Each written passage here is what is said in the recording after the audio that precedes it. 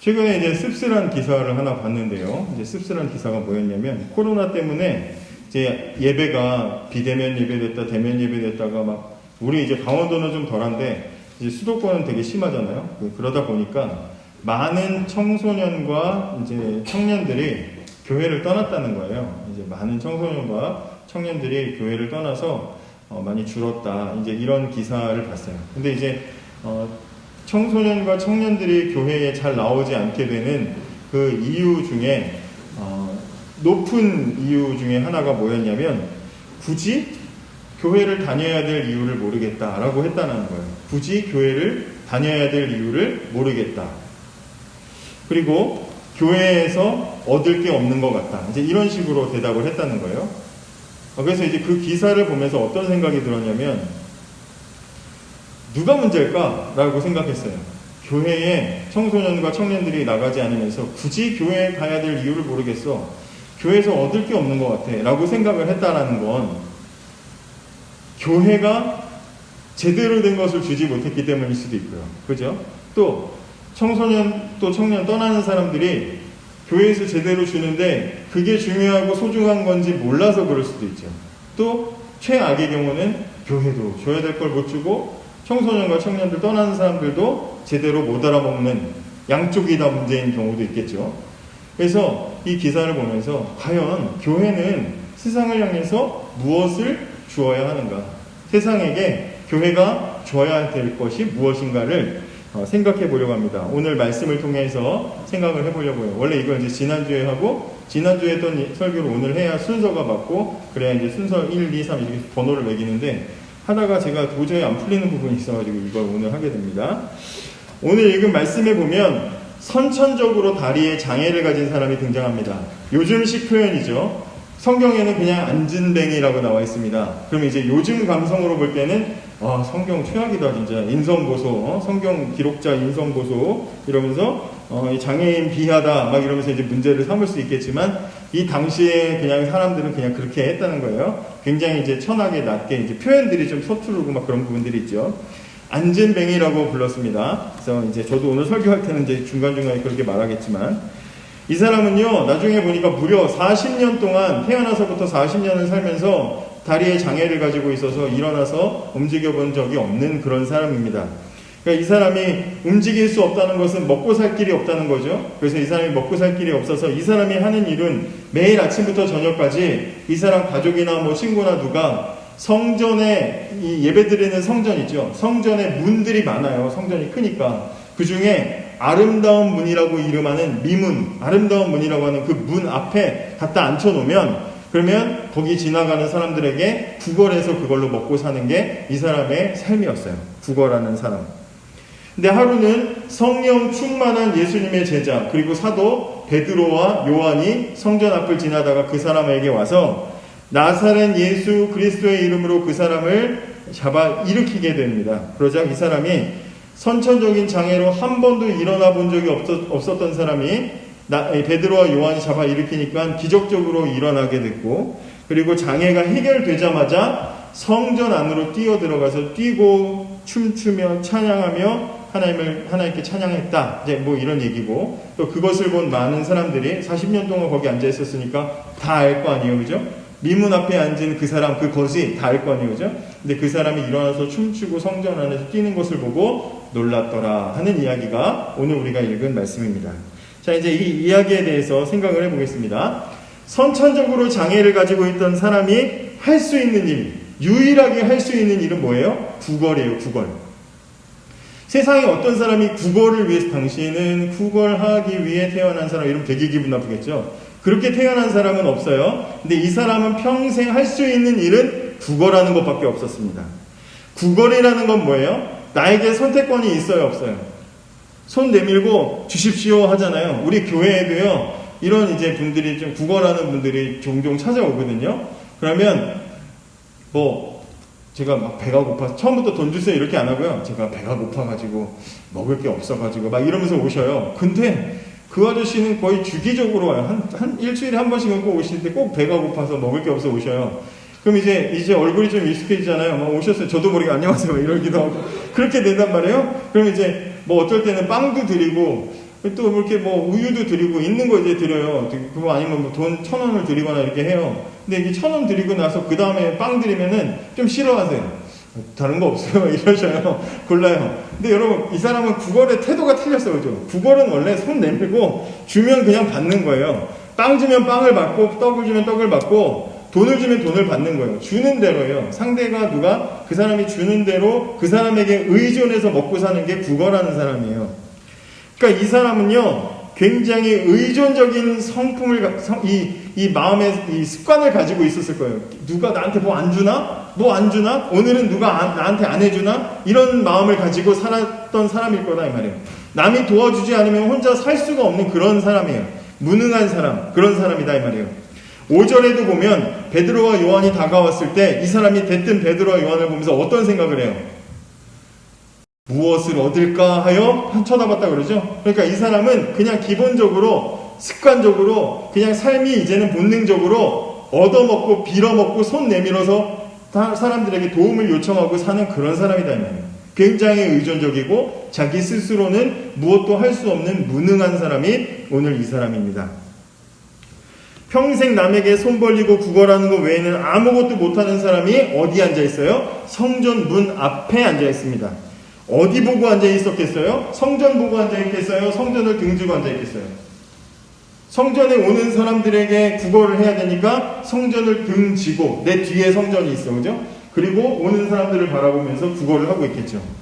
여러분, 이 성전이라는 곳은 뭐 하는 곳이에요? 하나님을 찬양하고 예배하고 하나님께 영광 돌리는 곳이죠. 하나님이 사람을 창조하셨을 때 찬양하고 예배하고 영광 돌리라고 창조하셨잖아요. 그러니까 하나님이 창조하신 대로 인간이 정말 하나님께 최선을 다해서 할 수 있는 공간이 바로 이 성전이야. 그런데 이 불쌍한 사람은 지난 40년간 선천적인 장애로 인해서 그 하나님께 영광 돌리고 사람답게 살아갈 수 있는 그 성전을 등지고 앉아서 그 성전에 들어가는 사람들에게 손 내밀고 그리고 그 사람들을 의존해서 살았던 사람이에요. 그림이 그려지세요? 그렇게 살아가던 사람이다 이 말이에요. 무능력하고 무기력한 사람, 아주 의존적인 사람, 예배도 없고 찬양도 없고 하나님도 모르는 이 불쌍한 사람 앞에 베드로와 요한이 나타난 거예요. 그 앞에 선 거예요. 그리고 나사렛 예수 그리스도의 이름으로 손을 내밀어서 그 사람을 일으키니까 7절에 보면 놀랍게도 그 사람의 선천적인 장애의 원인이었던 발과 발목이 힘을 얻어요.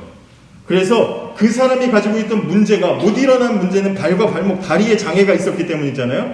근데 예수 그리스도의 이름으로 손을 잡고 일으키니까 그 장애의 근본적인 원인이 해결되는 사건이 일어납니다. 그러고 나니까 이 사람은 태어나서 처음으로 일어나서 걷고 뛰고 성전으로 들어가서 그동안 등지고 앉았던 그 성전으로 뛰어들어가서 난생 처음 하나님을 찬양하고 또 기적을 본 많은 사람들이 놀라게 되는 일이 일어났던 거죠. 조금 더 제가 설명을 했어요. 그죠? 여러분, 오늘 우리가 읽은 이 이야기는 어디에 기록됐습니까? 사도행전이라는 책에 기록됐어요.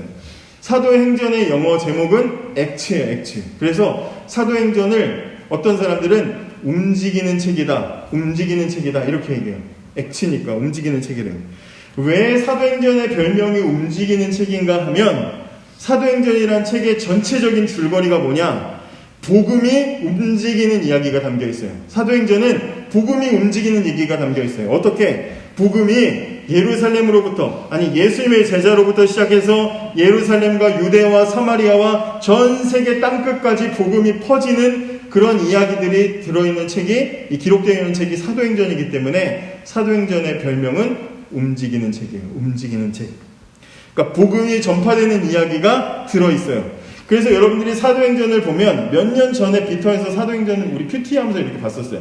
사도행전의 1장과 2장은 복음을 전할 사람들이 어떻게 준비됐는가가 담겨 있어.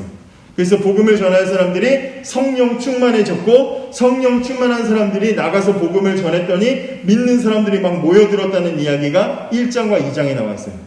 자, 다시 얘기할게요. 이건 사실 이런 배경 설명 굳이 안 해도 어른들하고 설교할 때 하지만 우리 비터니까 제가 배경 설명을 하는 거예요.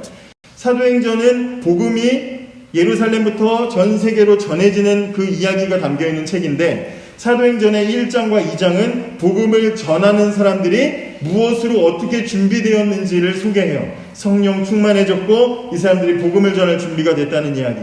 그리고 3장부터는 쭉 복음이 그래서 전해지는 이야기가 나와 있어요. 어디 지역에도 복음이 전해지고 어느 나라에도 복음이 전해지고 어떤 사람에게도 복음이 전해지고 그러면서 마지막에는 이제 바울이 로마에 복음을 들고 들어가는 이야기가 담겨 있단 말이에요. 그 당시에 전 세계의 가장 큰 중심 도시였던 로마에 복음이 팍 전해지고 복음 때문에 로마가 그냥 휩쓸려가 싹쓸이 되고 그냥 다 뒤집어지는 일들이 이제 일어나기 직전까지가 기록되어 있어요.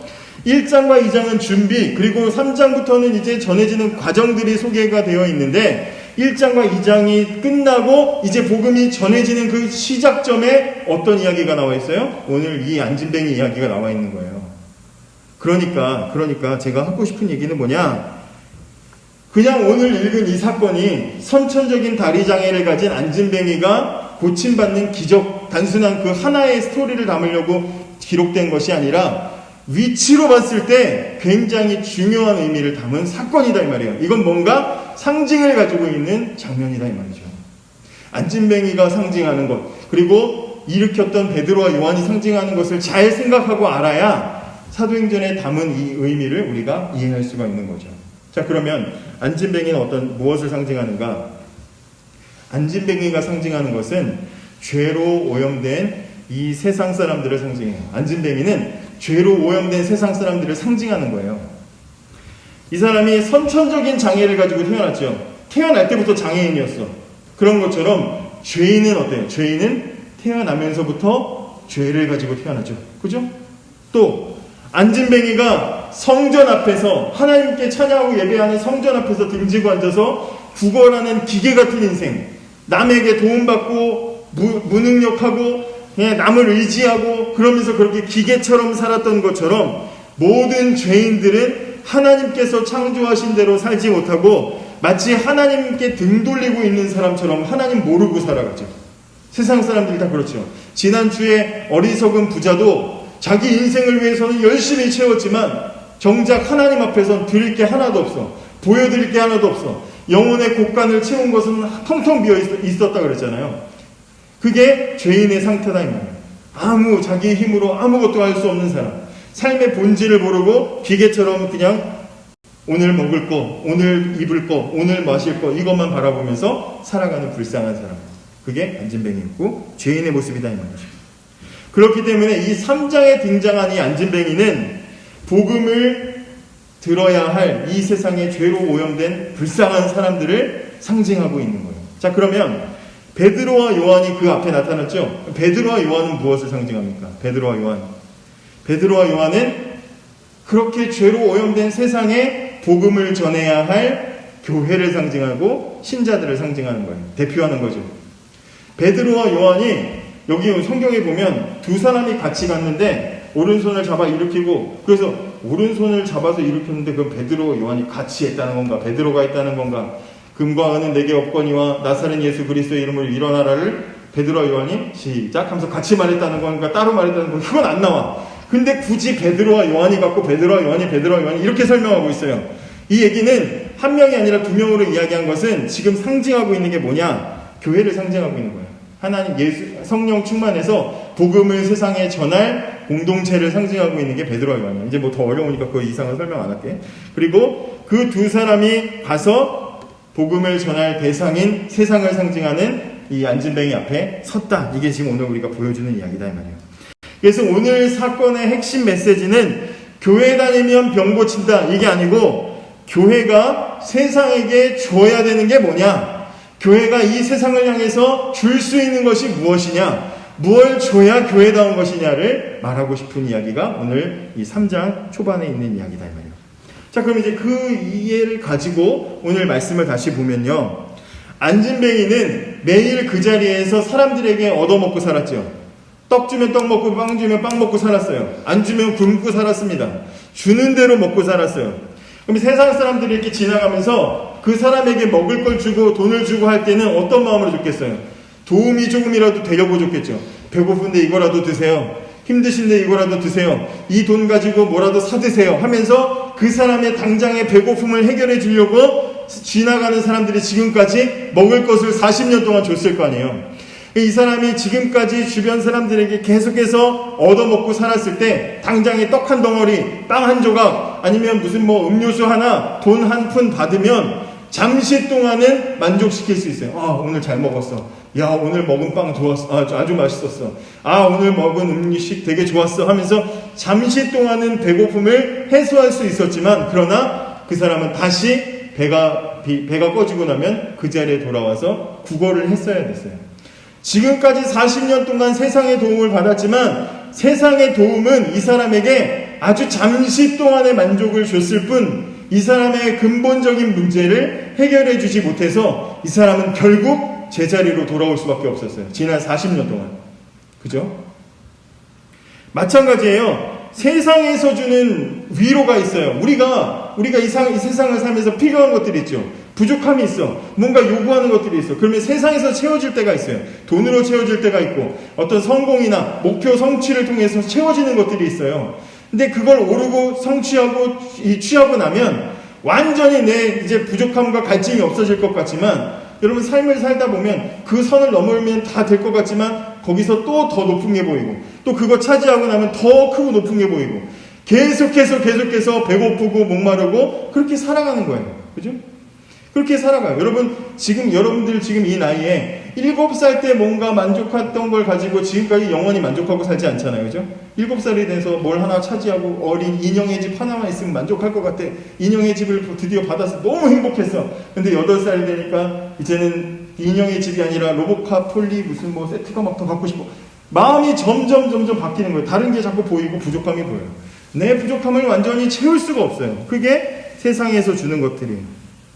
그래서 세상 사람들이요, 술 마시는 동안, 성공을 잠깐 누리는 동안, 어떤 명예를 차지하는 동안에는 그걸로 인해서 만족하는 것 같지만 시간이 조금만 지나면 또 다른 것들, 더 강한 것, 더 큰 위로를 찾으려고 세상 사람들이 더 많은 것들을 자꾸 추구하면서 살잖아요. 얼마 전에도 마약 때문에 마약을 자꾸 자주 해가지고 무슨 연예인 하나가 추방당했었는데 다시 이제 정신 차리고 돌아왔습니다 하고 막 입국하는 기사를 봤었는데, 얼마 전에 기사 보니까 또 다시 마약해서 적발됐다. 계속해서 그 사람들이 부족함을 채우고 제자리로 돌아갔어요. 허전해지면 다시 제자리로 돌아오는 거예요. 그게 세상이 주는 것들이에요. 세상이 주는 것들은 우리를 완전히 만족시킬 수가 없어요. 그렇죠? 세상의 것들이 우리를 만족시킬 수가 없어요. 죄 때문에 고통받고 있어서 죄에 대한 고통은 세상이 주는 것들로 채워질 수가 없는 거예요. 자, 지난 40년간 세상으로부터 많은 도움을 받았지만 여전히 부족하고 여전히 배고파하는 이 사람에게 베드로와 요한, 교회가 그 앞에 갔어요. 복음을 들고 교회가 그 앞에 나갔습니다. 안진뱅이는 그 두 사람을 보면서 나에게 뭘 줄까 하고 쳐다봤어요. 뭐 얻을 게 있나? 교회는 나에게 무엇을 줄 것인가 하면서 쳐다봤어요. 지금까지 세상으로부터 40년 동안 받아먹고 살면서도 만족하지 못하고 채워지지 못하고 여전히 배고픈 사람이 이제 교회를 향해서 이제 교회는 나에게 뭘 줄 것입니까? 라고 물어보고 있어요. 여러분, 이 사람에게 뭘 줘야 됩니까? 무엇을 줘야 할까요? 6절 7절을 보세요. 6절 7절 같이 한번 읽어볼게요. 시작. 베드로가 가로되 은과 금은 내게 없거니와 내게 있는 것으로 내게 주노니 곧 나사렛 예수 그리스도의 이름으로 걸으라 하고 오른손을 잡아 일으키니 발과 발목이 곧 힘을 얻고. 아멘. 그동안 사람들은 돈으로 먹을 것으로 안진뱅이를 도와줬습니다. 그런데 베드로와 요한은 나에게는 돈이나 먹을 건 없어요. 당신에게 돈이나 먹을 것, 세상 사람들이 주는 것처럼 그런 걸 줄 것은 없습니다. 그리고는 뭐라 그래요? 예수 그리스도의 이름으로 그 사람을 잡아 일으켰습니다. 그랬더니 이 사람의 불행의 근본적인 원인이었던 장애가 해결되어 버렸어요.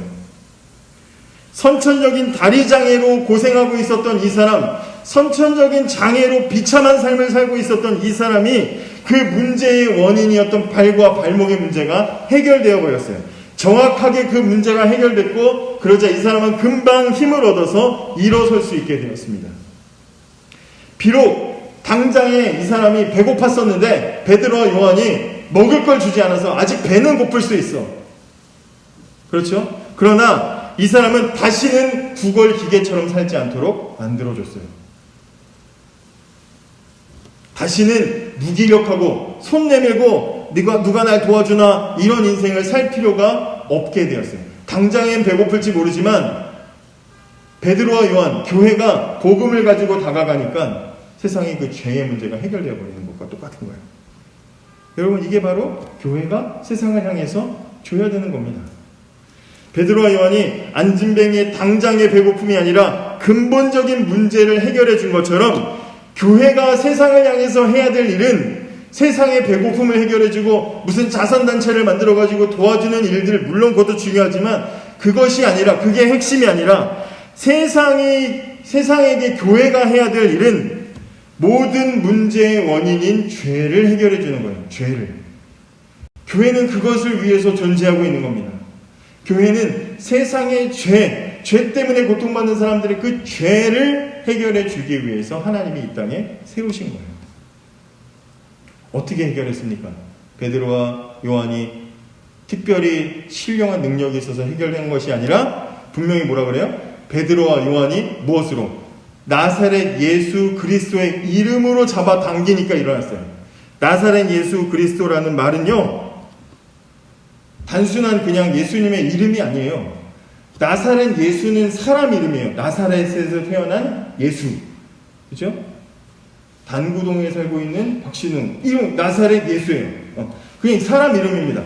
그리스도는 뭐예요? 하나님의 이름이에요. 그러니까 나사렛 예수 그리스도라는 말은요, 그 말 자체가 신앙 고백이에요. 나는 사람 예수가 그리스도, 하나님이라고 믿는다. 이런 말이에요. 나사렛 예수 그리스도의 이름으로 일으켰다는 얘기는 베드로와 요한이 자신들의 특별한 능력이 있고 마법이 있어서가 아니라 자신들이 일으키는 이 기적, 이 안진뱅이가 가지고 있었던 문제의 원인을 해결하는 이 기적은 어디서 나왔느냐? 이 능력은 어디서 나왔느냐? 예수는 하나님이시다라고 믿는 그 믿음이 능력을 발휘했다고 얘기하는 거예요. 그게 나사렛 예수 그리스도의 이름으로 일으켰다는 얘기예요. 단순한 문장처럼 보이지만 이 안에 아주 중요한 신앙의 고백이 있는 거죠. 40년 동안 고통받았던 이 안진뱅이의 문제를 해결하는 것은 사람의 힘, 세상의 도움이 아니라 복음의 능력이었다는 것을 말해주는 거예요. 여러분, 복음에는 능력이 있어요. 복음은 사람을 바꾸고 세상을 바꿀 수 있는 능력이 있습니다. 교회의 사명이 뭐예요? 세상에 이 복음을 전하는 거예요. 이 능력을 가진 복음을 전하는 게 바로 교회가, 신자가 세상을 향해서 해야 될 일이라는 거죠. 교회는 죄 때문에 완전히 영혼이 마비되어 있는 사람들, 움직이지 못하고 하나님 찬양할 줄도 모르고 하나님 잊어버리면서 사는 것 같은 이 세상 사람들, 그런 사람들에게 하나님이 계시다는 걸 알려주고 그 영혼을 깨어나게 해서 하나님께로 돌아오게 하는 일을 교회가 해야 되는 거예요. 복음은 절망에 빠진 죄인에게 유일한 소망이 될 수 있습니다. 복음이 선포되는 곳마다 능력이 나타나고 변화가 나타나고 사람을 바꾸고 사회를 바꾸는 일들이 일어나게 되죠. 예전에도 한번 이 예화를 든 적이 있는데요. 미국의 링컨 대통령이 노예 해방을 선언하기 전까지 미국은 흑인 노예 제도가 있었어요. 여러분, 흑인 노예들 미국이 흑인 노예를 데리고 올 때 그 노예 배에다가 싣고 아프리카에서 막 잡아가지고 싣고 오는 그 배에서 얼마나 막 끔찍한 일들이 일어나는지 여러분 자료나 영상 같은 거 보신 적 있으세요? 사람을 막 물건처럼 막 쌓아가지고 맨 밑에 깔린 사람은 그냥 배로 오는 내내 그냥 그 과정 속에서 막 죽기도 하고 말이죠. 그래서 짐승처럼 사람을, 요즘에는 애완동물도 그렇게는 안 하는데, 그죠? 그렇게 해서 막 아주 험하게 다루어가지고 오면 사람들이 거의 막 그냥 물건처럼 팔려서 이제 농장으로 들어가서 막 고통을 받죠. 얼마나 비참하고 힘들고 정말 동물 같고 지옥 같은 그런 삶을 사는지 몰라요. 노예 제도가 있었던 당시에 흑인 노예들은요, 평일에는 죽어라고 일을 하고 주일날은 교회를 갔어요. 교회에, 그래도 흑인들도 교회 다녀서 예수 믿으라고 교회 보내준 게 아니라 백인 주인들을 모시고 가야 돼서 교회를 어쩔 수 없이 가는 거예요. 그래서 말을 끌고 가거나 마차를 끌고 가거나 하면서 주인 따라가는 거예요. 주인을 모시려고. 그리고는 백인 주인이 예배 드릴 때까지 밖에서 기다렸다가 주인 예배 끝나면 모시고 다시 돌아오는 거예요. 그러니까 일주일 내내 쉴 수가 없어요. 얼마나 힘들겠어요. 그러니까 흑인들이 교회 예배당에 가면 예배당 안에 들여보내주지도 않고 화장실도 같이 못 쓰고 예배당 같이 쓰는 건 전혀 말도 안 되니까 안 돼요. 그러니까 밖에서 그냥 이렇게 기다리고 있는 거예요. 그런데 제가 블랙 가스펠이라는 그 다큐멘터리를 봤었는데, 본 적이 있었는데, 이제 이 가스펠이라는 음악의 이 시작 기원이 흑인들 노예 생활에서부터 시작이 됐기 때문에 그 다큐멘터리에 보니까 이 주보에 나와 있는 이야기도 있고 다큐멘터리에 나와 있는 이야기도 있는데 내용 결과는 같은데 과정은 조금 달라요. 그래서 이제 그 제가 들은 이야기를 전해드리면 밖에서 이렇게 예배당 밖에서 이렇게 있는데 어느 날은 그 안에서 설교가 들릴 거 아니에요. 근데 설교를 가만히 듣는데 그 설교가 무슨 얘기를 하냐면 하나님께서 이집트의 노예로 있는 이스라엘 백성들을 430년 만에 이 모세를 보내가지고 탈출시키는 이야기를 하는 거예요. 설교를 듣다 보니까 그런 얘기를 듣는 거야. 하나님이 모세를 보내가지고 이스라엘 백성들을 해방시키고 자유를 주시고 하나님 약속한 땅에 보내시고 그래서 행복하게 살았다는 이야기를 들으니까 이 흑인 노예들의 마음에 점점 뭔가 끌어오르는 생각들이 드는 거야. 야, 하나님께서 이스라엘 백성들을 자유를 주셨다면 우리에게도 자유를 주시지 않을까? 하나님이 이스라엘 백성을 해방하셨다면 노예로 사는 비참하게 짐승 대접받는 우리들도 해방하시지 않을까? 라는 생각이 들어서 주님이 우리에게도 오셨으면 좋겠다 하는 생각을 갖게 되는 거예요. 그리고는 자기가 사는 숙소에 모여가지고 자기들끼리 서로 이걸 전해주고 가르쳐주고 싶은데 이걸 글도 모르고 아무것도 모르니까 일하면서 이 사람들이 노래를 만들었어요. 그 노래가 뭐냐? 쿰바야라는 노래라는 거예요. 쿰바야, my lord, 쿰바야, 쿰바야, my lord, 쿰바야. 들어보셨어요? 쿰바야, my lord, 쿰바야, oh lord, 쿰바야, 쿰바야, 쿰바야, 쿰바야. 이러면서 자기들끼리 노래하는 거예요. 이게 무슨 노래냐고 옆에 있는 노예한테 알려주고 하면서 구전 노래를 만드는 거예요. 근데 이 쿰바야라는 말은요, 원래는 come by here예요. come by here. 이곳으로 오소서라는 건데 흑인식으로 발음하다 보니까 쿰바야 하는 거예요. 쿰바야. 이 노래를 부르면서 지금 비참하게 노예 생활하고 있지만 하나님께서 우리에게도 해방의 날을 주시겠지 기대하면서 그 하나의 한 줄기 복음을 가지고 자기들끼리 그 비참하고 힘든 노예 생활을 견디는 거예요. 나중에 노예 해방이 됐지만 여전히 그 미국에는 흑인 사회가 굉장히 차별을 받고 있었어요. 그래서 미국 안에서 흑인들이 굉장히 어려움들을 겪고 있었을 때 미국 속에 지금도 여전히 차별이 있습니다. 그러나 그 차별을 견디게 만든 것은 마음의 절망이 아니라 그 사람들의 마음에 어느새 신앙의 뿌리 내렸기 때문이에요. 그 신앙을 가진 사람들 때문에 미국에 있는 흑인 사회가 버틸 수 있었고 그래서 흑인 노예들이 복음에 귀를 기울이니까 그 사람들의 생각이 바뀌고 삶이 바뀌고 목적이 달라지고 나니까 어떤 일까지 있었어요? 미국에서는 흑인이 대통령이 되는 일까지 일어나게 됐잖아요. 세상이 바뀐 거예요. 세상이 바뀐 거예요. 여러분, 복음이 들어가면 사람이 바뀌고 세상이 바뀝니다. 세상이 바뀌는 일이 일어나요. 복음은 세상 속에 들어가서 문제의 원인, 사람들의 삶이 비참해지는 그 원인인 죄를 해결해요. 발과 발목이 힘을 얻는 것처럼 문제의 근원을 부숴버리고 그것을 해결하는 놀라운 능력이 복음 안에는 있습니다. 이게 복음의 능력이에요.